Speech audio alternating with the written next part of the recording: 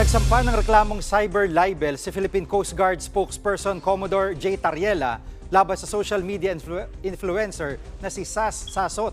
Nag-ugat ang reklamo sa mga mapanirang post daw ni Sasot tungkol kay Tariela mula Hulyo hanggang Oktubre nung nakarang taon.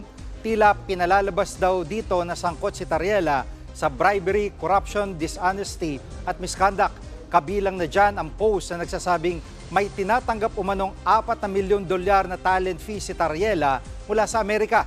May post din si Sasot na sinasabing may inuwing bag si Tariela mula sa bahay ni Speaker Martin Romualdez. Maring tinanggihan ni Tariela. Sinusubukan pa ng News 5 na kunin ang panig ni Sasot pero hindi pa siya sumasagot. To set the record straight, hindi ko alam ang bahay ni Speaker at hindi ako pumunta sa bahay ni Speaker para kumuha ng mga bag ng pera. Secondly, wala akong talent fee from the US Embassy. I'm doing this as part of my patriotic duty pagtindig natin sa West Philippine Sea. Mga kapatid, Jig Manikad po, pagdating sa mahalagang balita sa loob at labas ng bansa, dapat una sa lahat, mag-follow at mag-subscribe na sa social media pages ng News 5.